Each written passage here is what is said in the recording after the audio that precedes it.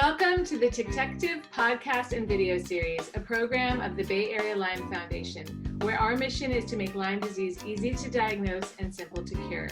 I'm your host, Leah Gertner, Director of Education and Outreach. Lyme disease is the most common vector-borne disease in the USA and is a global issue. This show includes interviews with the researchers we fund, as well as other interesting people in the Lyme scientific community. We are a nonprofit foundation based in Silicon Valley. Thanks to a generous grant that covers all of our overhead, 100% of all donations go directly to support research and prevention programs. You can find out more or donate at bayarealyme.org. Welcome, Dr. Sunjya Schweig, to the Ticktective podcast and video series.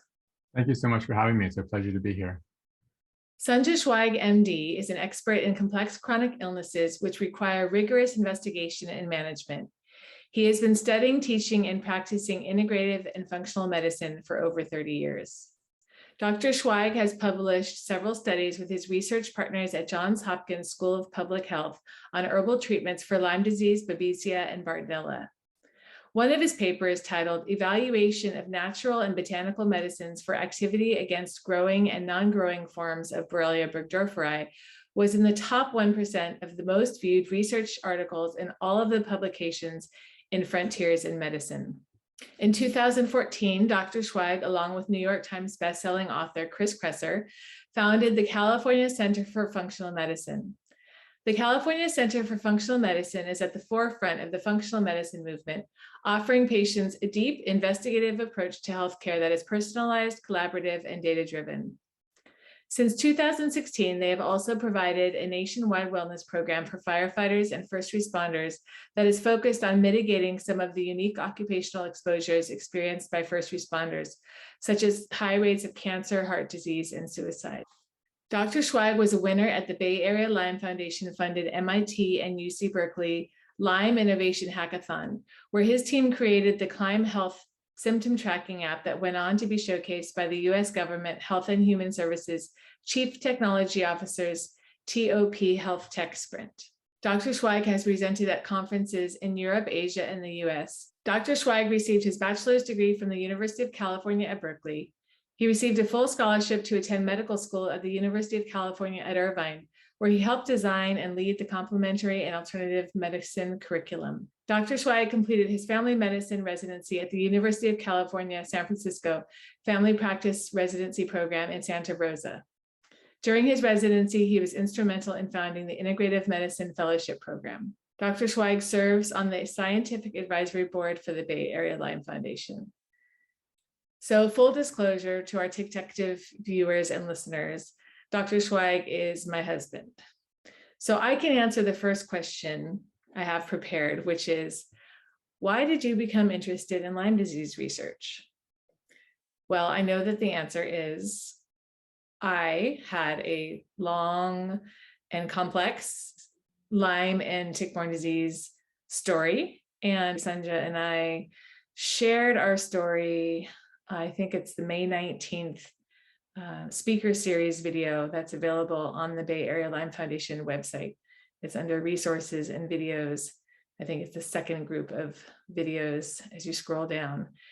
We have an hour-and-a-half presentation about the research we were doing at the time, how we met in college, and the progression of my illness and how we both missed the signs and symptoms of tick-borne disease for so long because Sunjya had 5 minutes of tick-borne disease training through 4 years of med school and 3 years of residency. So that answers the first question. The second question is, I'm just wondering if you could give our viewers and listeners a brief overview of functional medicine. Yeah, thanks, Leah. Yeah, so we've been in this together from the very beginning, and it is, in fact, your journey contracting Lyme disease that led me to become a Lyme practitioner. I was always deeply interested in functional medicine and complementary alternative medicine, but really what took me down the tick-borne disease pathway was our journey together with your health early on. So functional medicine, as many people probably know it, some people maybe have never heard of the term, but what we think about is, ways that we can try to work as far down the cause chain as possible in terms of why things are happening to people. And I'm actually going to do a quick screen share to show you an image of the functional medicine model, what we call the functional medicine tree. And so here we see this image of a tree where, out of the outer leaves and branches there are where most of our medical system functions, where most of our medical system interacts with patients. We have our primary care, our specialists, gastroenterology, cardiology, pulmonology, et cetera. And basically what a lot of these doctors and systems are trying to do is to prune back the final manifestations of disease. And so, somebody might be given a medication to lower their blood sugar or to lower their cholesterol or to try to mask pain or turn off an autoimmune response, et cetera. But really, there's not a lot of attention paid to why these things are happening in the beginning.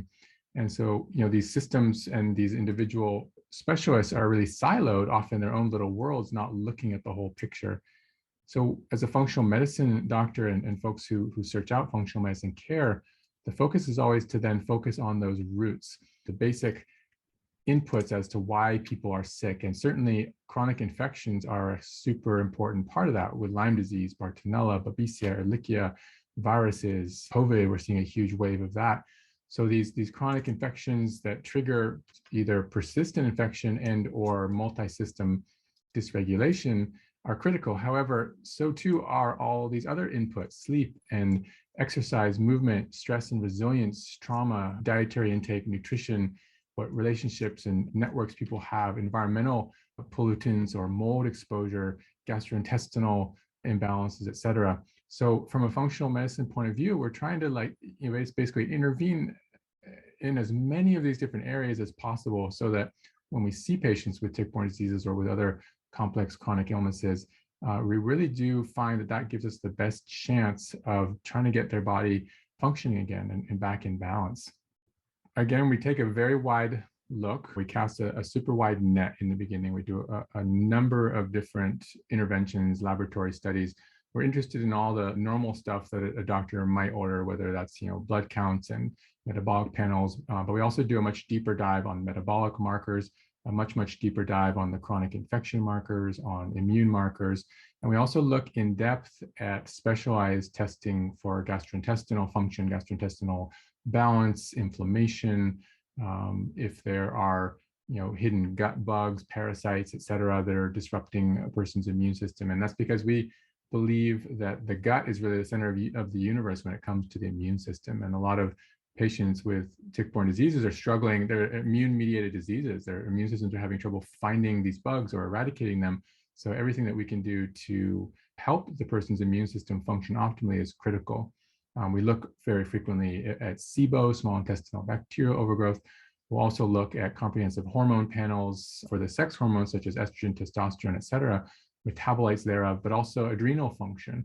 We'll look at mold markers. We'll look at mast cell activation markers.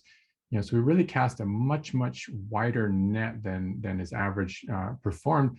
And then we also put into place interventions immediately. We ask people to do nutritional resets to decrease their inflammation. We ask them to start doing mindfulness work, to movement, to be doing daily breath work from a medical point of view, because that really can reset their physiology. We ask them to dig into the brain side and to be doing neuroplasticity work to help their bodies reset, to help their nervous system reset and their amygdala calm down. Because again, many people are in an internal state of fight, flight, freeze from these infections and from the damage that they cause. So it's a really very multifactorial approach, but we're very interested in technology and wearable data and data visualization, symptom tracking. So we think of it as this high touch system where we're putting all that together with the care team and with the providers, with nurse practitioners, with health coaches and nutritionist support, et cetera. And then there's also this technology piece with the testing and the wearables and the symptoms. And our vision is really that is what is going to be most effective for helping people with complex chronic illnesses recover. I know that most patients see a lot of specialists before they find you. They've seen cardiologists, hematologists, gastroenterologists, psychiatrists, so many ologists, and they haven't gotten any answers that have gotten them well. What do you see in your practice? Yeah, it's absolutely the case that many patients who come to us have been sick for a long time and they've seen a lot of doctors. And there's a song written called 10 Years and 17 Doctors. And that's not an exaggeration, unfortunately. Many people, they've been sick for 5 years, 10 years, longer, and they've seen some of the best doctors at some of the best academic centers across the nation, if not the world. And not trying to be egotistical about it, it's just the fact that so many of these folks are struggling for a proper diagnosis and for proper care. And so by the time they do see us, they have seen a lot of people, they come in with a lot of test results, they come in with a lot of interventions that they've tried. But unfortunately, there's not enough awareness, in my opinion, around functional medicine and putting that together with also a huge lack of awareness around tick-borne diseases and how difficult it is to properly test people and diagnose these infections and the symptoms, et cetera. So we do take all that information into account. We again run a bunch of testing and gather data on our own. And it's really the case that with that comprehensive look, I believe that gives people the best chance of getting a proper diagnosis. I know that functional medicine uses a lot of blood tests, saliva tests, stool tests. It's very biomarker physiology based. And I know that tests are not perfect. And we're seeing that with COVID. We've seen it for half a century with Lyme and tick-borne diseases, that diagnostics are not the end all be all. So I know you have to listen to the patient's story, put all the pieces together, and look at the imperfect lab tests and use them as data points. Can you talk a little bit about that? And it is absolutely true that no test is perfect. With experience, you start to understand where the wiggle is, where the intricacies are, what tests you can rely on more, what tests are less reliable. And as again, it's pattern recognition. The way I talk with the patients is, we're going to cast this wide net, we're going to drag it in, we're going to sift through it, we're going to look at what data do we see on the testing. But I always tell people that the test is of secondary importance, because a great point you bring up, like they're not always totally accurate, and we don't have the technology to adequately test some things. For example, a lot of these pathogens are very, very difficult to test for. And some of the greatest minds at the greatest universities, UCSF, they've been trying to work on better diagnostics, and it's a very difficult problem to solve. And so we're making progress on that. There are better tests and worse tests, but the testing is always secondary to the person in front of us and the patient that comes in the door. And many doctors out there are doing this work with deep experience in tick-borne disease and also in functional medicine. The history is the most important part. And so it's kind of like going back to the basics and really understanding who is this person, what has happened to them, what things have stacked over time. We all accumulate barnacles over time, as I like to say with patients, and then how is that affecting their current health state. And so then the testing is ancillary. We bring that in, we look at it, we kind of triangulate between those two pieces. But I always say to people that there's 3 legs of the stool. Number 1 is how are you doing and what's happening to you. Number 2 is what data do we have. And number 3 is what happens to you when we start trying things. We put some hypotheses in place. We say, I think you might have X, Y, or Z, and we start heading in that direction. And then we're starting to gather information. As one of my great mentors, Wayne Anderson, said, one of your foundational treating doctors for your recovery, he basically said, almost like we just got dropped into this jungle. We have no idea where we are. It's way too thick for us to see even a couple of feet in front of us. And we have no map. We have no sense of direction of how to get out of here. And I think that's, resonates with a lot of patients. They're feeling lost. And so then we start trying things and we start to basically say, okay, we're at point A and we did something and now we're at point B. And then basically just starting to string information together and trying to get ourselves out to build a map and build a direction and find that escape hatch. And the retesting does have value because, for example, with Lyme or Bartonella or Babesia, some of these bugs can hide. The immune system might not be seeing it. A lot of the tests are what we call indirect tests, meaning it's not really looking for the bug itself. It's looking for, does the immune system see the bug or perceive the bug as a problem? A lot of times that's not, the immune system can't see it, so it's not making that response. But if you start treating somebody with an antibiotic or an herb, it might be that those tests turn positive down the road. So you can, again, start to basically pin pieces of information together. Very commonly, to your point, we put those basic lifestyle pieces into place and clean up someone's diet, get their sleep working better, get them exercising to their capacity. Not everyone can do a lot of movement when they're super sick. Work on the mindfulness piece, get the mental reset, turn the inflammation down. Many people start to feel better somewhat quickly. And then we sort of have a starting place for trying to treat the bugs. So it's really a little bit of detective work. What makes it really fun, if you will, or invigorating, or I just love having people come in and being able to give them some hope and give them some new directions. And that's probably my favorite part of what we do, is that light starting to come back on in their eyes and that hope returning when they may have lost it a number of years ago when they've been so sick for so long without getting answers. Speaking of complex multi-system chronic diseases, I know that the California Center for Functional Medicine has started working with LongCovid patients. And I know that there's overlap with some of the mysterious, complex, under-researched mechanisms that are causing patients to have long COVID, many different symptoms. Just like tick-borne diseases, they can sort of affect each person differently. So is that history that you have in treating these complex chronic diseases the reason why you're able and willing to try to help long COVID patients?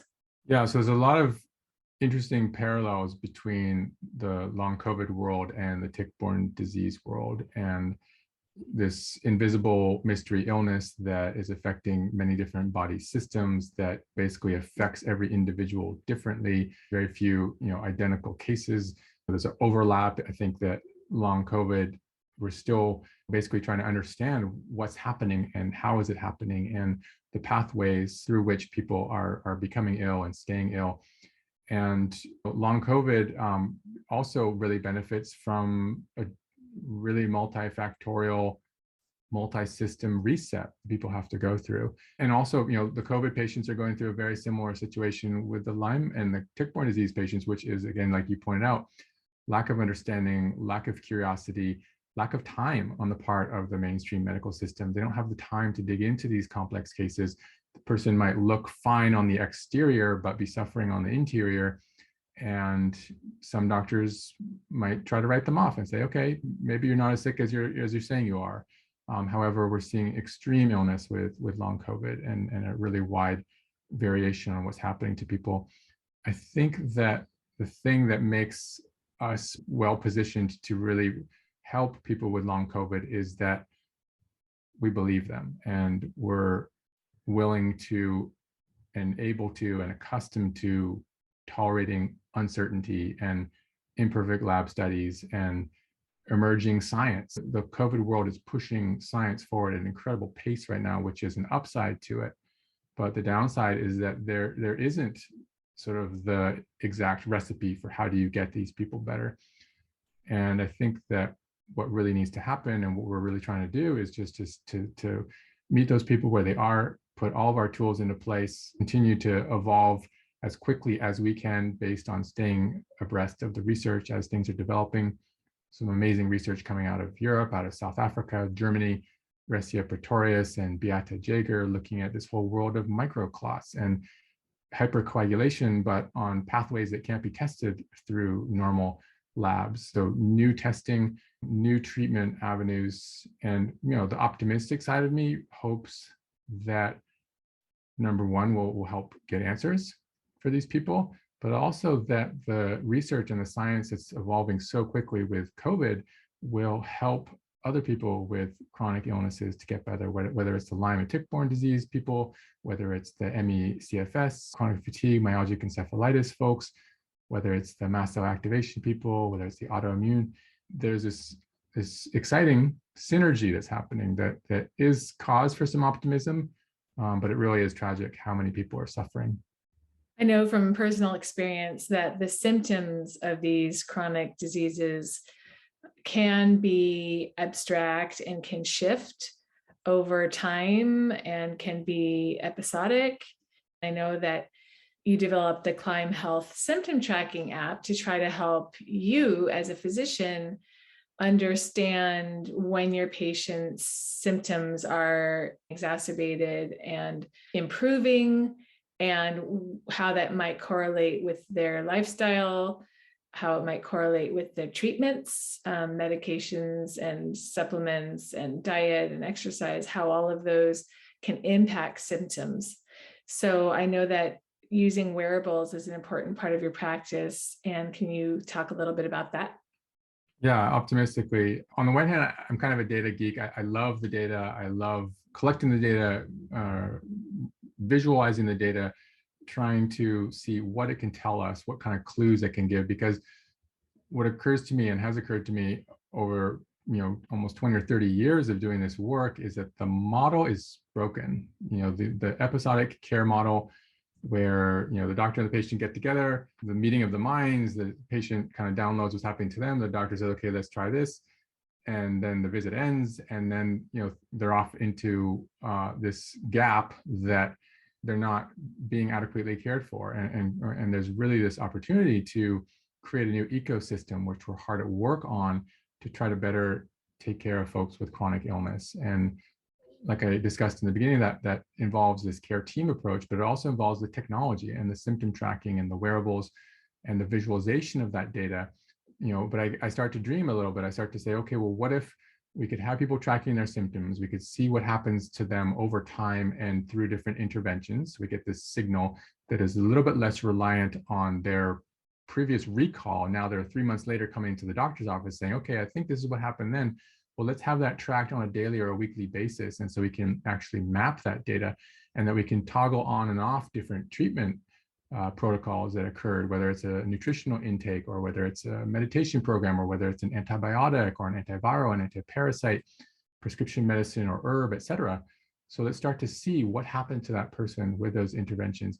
What if we could also overlay their physiological data, their heart rate, their HRV, to see what's happening inside their body from that set point? What's their internal physiology telling us on a day-to-day, minute-to-minute, hour-to-hour basis? What clues can that provide us? What if we could overlay weather data, or barometric pressure changes? A lot of people say they feel better or worse in dry weather, or they feel worse in damp weather, et cetera. So all this data is out there. It's all being collected. As one of my mentors and favorite educators, Daniel Kraft, says, it's like we're all constantly giving off this digital exhaust signal, which at this point is not being collected and not being harnessed. And in fact, we could be doing that, and we could be visualizing all that data, creating a dashboard that lives in real time, where the medical team could potentially be reviewing that, where the health coach and nutritionist could be providing feedback on that between doctor visits. And optimistically, I would hope then that we would better understand what is or isn't working for an individual, and better understand how to get them better quickly. So I think there's a lot of opportunity. I get really excited about it. But we also have a lot of work to do to make that happen. So your studies that you did, funded by the Bay Area Lyme Foundation and performed at Johns Hopkins School of Public Health, were really popular. And I think it's because people are desperate for answers for how to treat tick-borne diseases, especially when they are persistent.